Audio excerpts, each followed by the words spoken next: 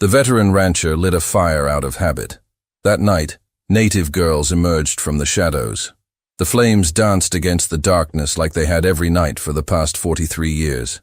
Thomas Caldwell struck the match without thinking, the same way he breathed or blinked. What he didn't know was that this fire would be different. This fire would change everything. The wind carried something unusual that October evening in 1891. Something that made the cattle restless and the coyotes silent. Thomas felt it in his bones, the way old men feel storms coming. He had settled into his routine at the small camp near Willow Creek, 20 miles south of Dodge City, Kansas. The same camp where he had stopped countless times during cattle drives, where he had shared stories with other cowboys, where he had mourned friends lost to stampedes and gunfights. But tonight, he was alone. The coffee pot bubbled over the fire, sending droplets that hissed against the hot stones. Thomas adjusted his worn hat and reached for his cup, the metal handle warm against his weathered palm. His horse, a sturdy bay mare named Rosie, snorted softly from where she stood tied to a cottonwood tree. She had been his companion for 8 years, through drought and blizzard, through good times and lean seasons. The shadows beyond the firelight seemed deeper tonight, more alive. Thomas had learned to trust his instincts during his decades on the frontier. Something was watching him. Something was waiting. He sipped his coffee slowly, letting the bitter warmth spread through his chest. The taste reminded him of trail drives, of sunrise over endless grasslands, of the simple satisfaction of honest work. Thomas had never married, never settled down in one place for long. The open range was his home, the sky his ceiling, the rhythm of hoofbeats his heartbeat. A twig snapped in the darkness beyond the circle of light. Thomas didn't move, didn't turn his head. He had survived this long by appearing calm while staying alert. His hand rested casually near his Colt .45, the weapon that had saved his life more times than he cared to count. The fire crackled, sending sparks spiraling up into the star-filled sky. Then he saw her. A young woman stepped into the edge of the firelight, moving with the fluid grace of someone who belonged to this land in ways Thomas never could. Her long black hair caught the golden glow of the flames, and her dark eyes reflected the light like still water. She wore traditional buckskin clothing decorated with intricate beadwork that told stories Thomas couldn't read but somehow understood. She was beautiful in the way the prairie was beautiful during a sunset, wild and untamed and completely natural. Thomas guessed she was perhaps 20 years old, though he had learned that age was measured differently among the native peoples of these plains. "Evening, miss," Thomas said quietly, his voice carrying the rough gentleness of a man who had spent more time talking to horses than people. The young woman studied him for a long moment, her head tilted slightly to one side. When she spoke, her English was clear, but carried the musical cadence of another language beneath it. "You make fire every night." It wasn't a question. Thomas realized she had been watching him, probably for days. The thought should have made him nervous, but instead he felt oddly comforted.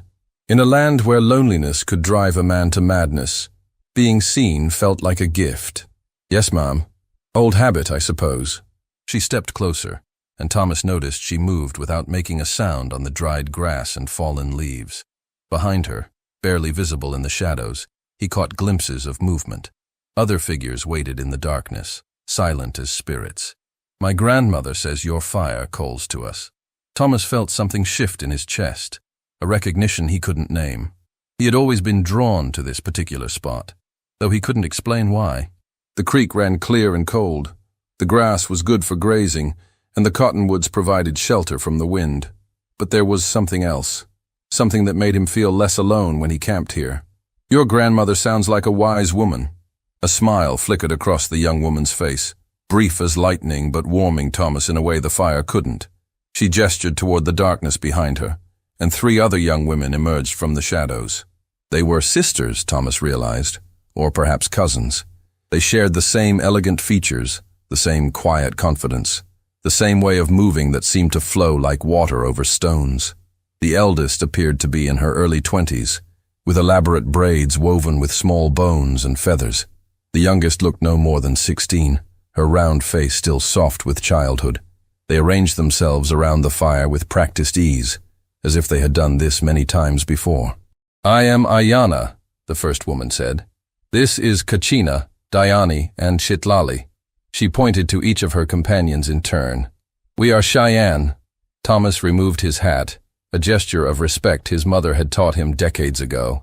"Thomas Caldwell. Pleased to make your acquaintance, ladies." The firelight played across their faces, revealing expressions of curiosity mixed with caution. Thomas understood their wariness.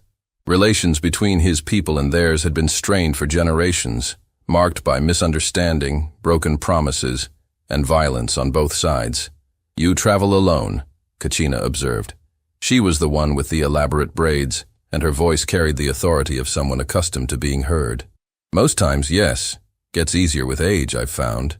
Diani, the youngest, leaned forward with the eagerness of youth. "Are you not afraid?" Thomas considered the question seriously. Fear had been his companion for so long that it felt almost comfortable, like an old coat worn soft by years of use.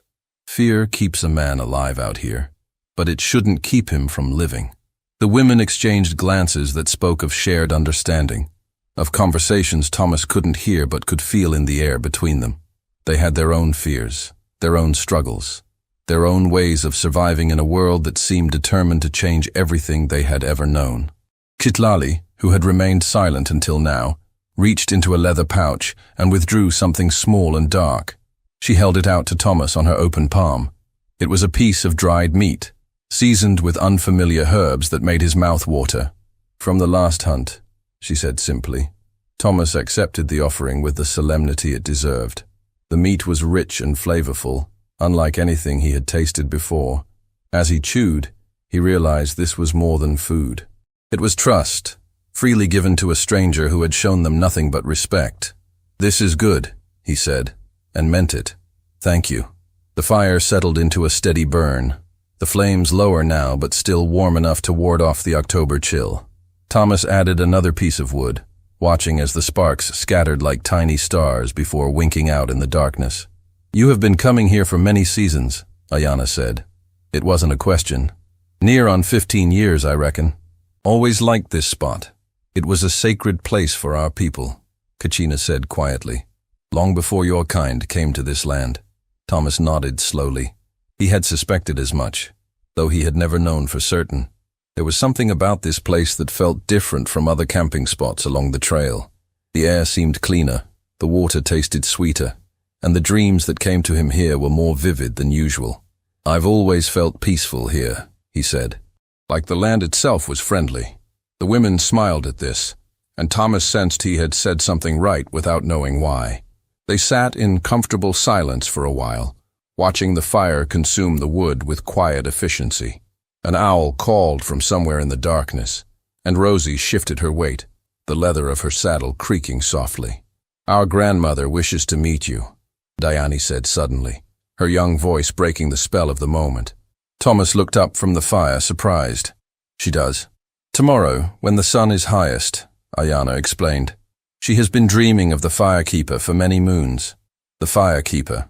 Thomas had never thought of himself in those terms, but he supposed it was accurate. He had kept fires burning in lonely places for most of his adult life, each flame a small beacon against the vast darkness of the frontier. "I would be honored," he said. As if summoned by his words, the wind picked up, sending the flames dancing higher. The women gathered their belongings with the same fluid grace they had shown in arriving, rising to their feet without apparent effort. Thomas stood as well, his joints protesting the sudden movement. "Will you be all right traveling in the dark?" he asked. Ayana's smile was gentle but amused.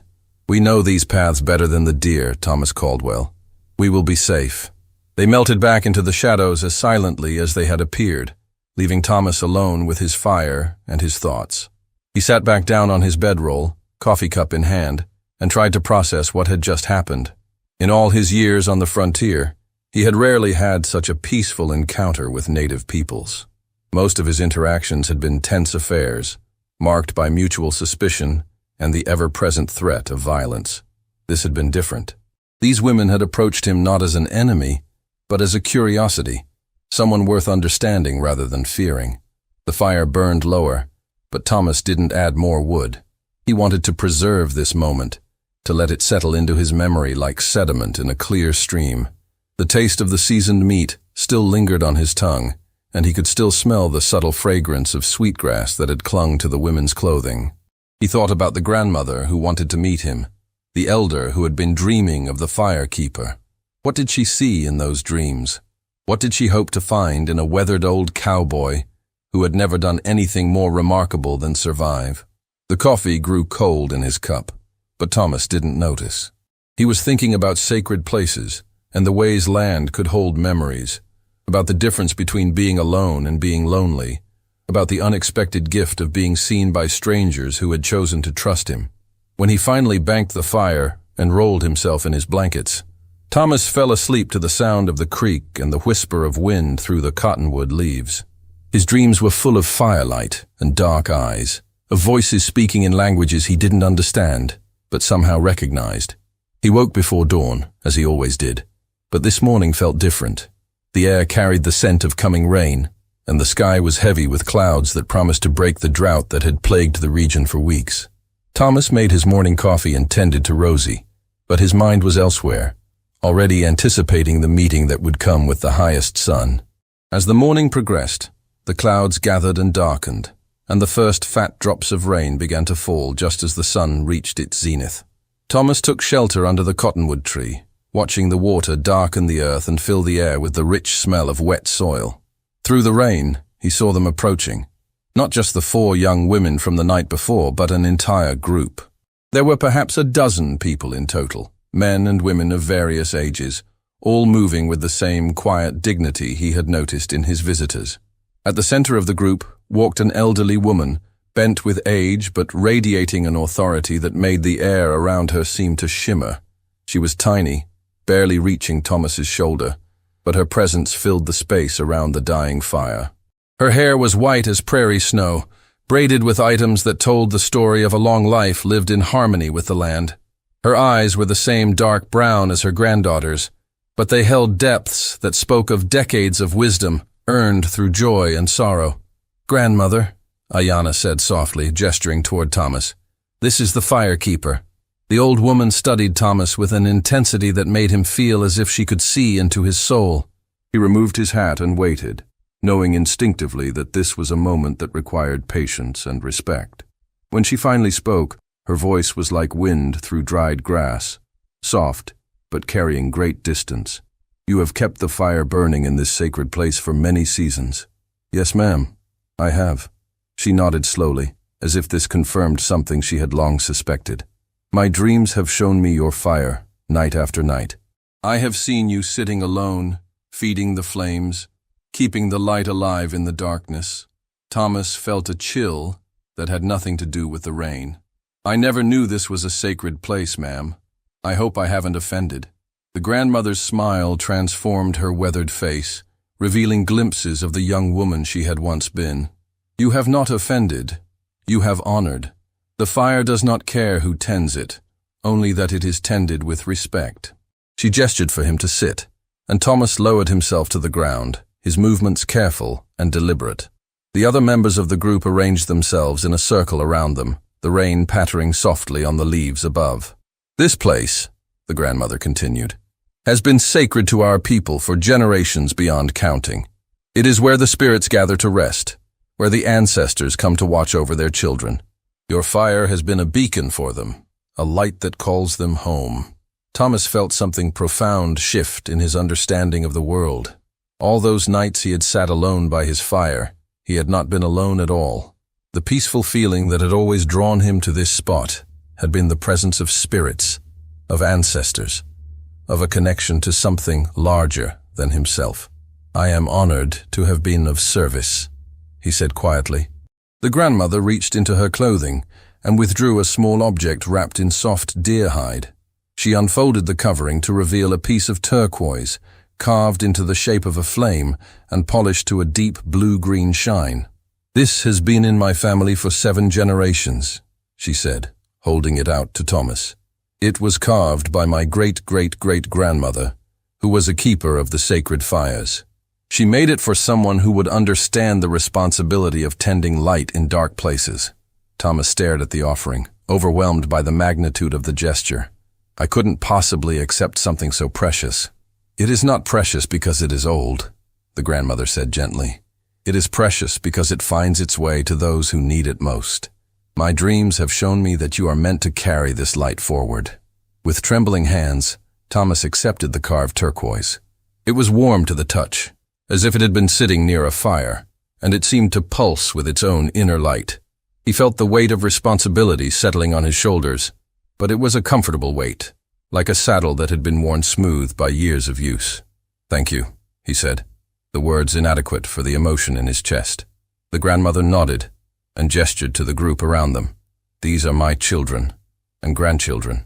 They have come to witness this passing, to remember this day when the firekeeper was given his true purpose." One by one, the members of the group approached Thomas, each offering a small gift: a feather from Kachina, a piece of carved bone from Diani, a handful of sacred herbs from Chitlali. Other gifts followed: a beautifully woven cord, a small pouch of special stones, a piece of flint that had been shaped by countless hands. Each gift came with a story, a brief explanation of its significance and power. Thomas listened to each one with growing wonder, realizing that he was being entrusted with more than objects. He was being given a place in their community, a role in their spiritual life that transcended the boundaries of culture and race. As the ceremony concluded, the rain began to ease, and shafts of sunlight pierced the clouds. The grandmother stood, her movements slow but sure, and placed her hand on Thomas's shoulder.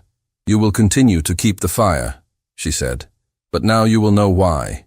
The spirits of this place have chosen you as their guardian. Honor them as they have honored you." Thomas nodded, understanding that his life had just taken a turn he could never have anticipated. The lonely cowboy, who had thought himself forgotten by the world, had been given a sacred trust, a purpose that would fill the empty spaces in his heart. As the group prepared to leave, Ayana approached him one last time. Her eyes held a warmth that made Thomas's chest tighten with an emotion he couldn't name. "We will visit again," she said softly. "The firekeeper should not tend his flames alone." After they had gone, Thomas sat by the smoldering remains of his fire, the turquoise flame warm in his palm. The rain had stopped completely, and the sun was breaking through the clouds, painting the wet earth in shades of gold and green. He felt different, changed in ways he was only beginning to understand. That evening, as he prepared to light his fire, Thomas took extra care with the ritual. He arranged the wood with deliberate precision, struck the match with reverence, and watched as the flames caught and grew. But this time, he was aware of the presence around him, the spirits who had been waiting for someone to acknowledge their existence. The fire burned brighter than usual, casting dancing shadows that seemed to move with purpose and intention. Thomas held the turquoise flame up to the light, watching as it caught and reflected the real flames, creating the illusion of fire within fire, light within light. As the days passed, Thomas's routine remained the same, but everything had changed. He still drove cattle, still made the same camps, still slept under the same stars. But now he carried with him the knowledge that he was part of something larger, something that connected him to the land and its people in ways he had never imagined. The turquoise flame became his constant companion, a reminder of the trust that had been placed in him. He wore it on a cord around his neck, hidden beneath his shirt, where it rested against his heart like a second pulse. Sometimes, in the quiet moments before sleep, he would hold it up to the firelight and remember the grandmother's words about keeping light alive in dark places. The visits from Ayana and her family became regular occurrences, though they never announced themselves or followed a schedule. They would simply appear at the edge of the firelight, bringing news of their people, stories of their traditions, and gifts of food and companionship. Thomas looked forward to these encounters with an anticipation that surprised him. Through the long winter months, as snow covered the prairie and the wind howled across the empty spaces, Thomas kept his fires burning. He understood now that each flame was a beacon, a signal to the spirits that they were not forgotten, that someone still honored the old ways and maintained the connection between the world of the living and the world of the ancestors. The turquoise flame never grew cold, never lost its inner light. It became a source of strength during the hardest times, a reminder that even in the deepest darkness, there was always the possibility of warmth and hope. Spring came early that year, and with it a sense of renewal that Thomas felt in his very bones. The prairie came alive with wildflowers and new grass, and the cattle grew fat on the abundant feed. But more than that, Thomas felt alive in a way he hadn't experienced in years. The last time he saw the grandmother was on a warm evening in late spring, when the cottonwood trees were full of new leaves and the creek ran high with snowmelt. She came alone this time, moving slowly but with the same quiet dignity that had marked their first meeting. "The fire burns well," she said, settling beside him on the familiar ground.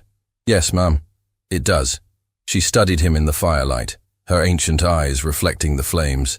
"You understand now. The responsibility, the honor." Thomas nodded, his hand unconsciously moving to the turquoise flame at his throat. "I think I'm beginning to." "Good." She smiled, and Thomas saw in her face the accumulated wisdom of countless generations. The spirits are pleased. They have found their guardian. They sat in comfortable silence, watching the fire consume the wood and send its light up into the star-filled sky. Thomas realized that this might be the last time he would see this remarkable woman, and the thought filled him with a sadness he couldn't quite name. "Will you be all right?" he asked, though he wasn't sure exactly what he meant by the question. The grandmother's smile was gentle but knowing. "I will be fine, and so will you. The fire will guide you, as it has guided us all." When she rose to leave, Thomas stood as well, offering her his hand for support. She accepted it with grace, her fingers surprisingly strong despite their age. "Remember," she said, looking directly into his eyes, "the fire does not belong to you. You belong to the fire. Honor that truth, and it will never lead you astray." After she had gone, Thomas sat by his fire and thought about belonging. For most of his life, he had been a man without roots, drifting from place to place, job to job, never quite finding where he fit. Now, for the first time, he understood that he had been searching in the wrong direction. He didn't need to find a place that would accept him. He needed to find his place in the larger tapestry of existence. The turquoise flame pulsed against his chest, warm and reassuring. Thomas fed the fire and settled in for the night, knowing that tomorrow would bring new challenges but also new opportunities to honor the trust that had been placed in him. As he drifted off to sleep, Thomas thought about the grandmother's words.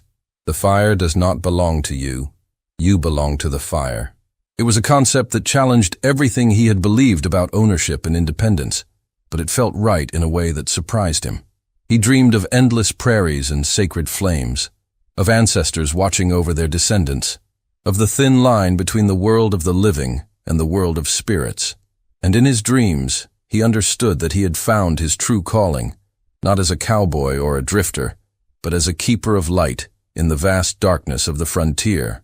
The fire burned on through the night, a beacon for the spirits, a comfort for the living, and a bridge between the worlds that only the truly faithful could tend.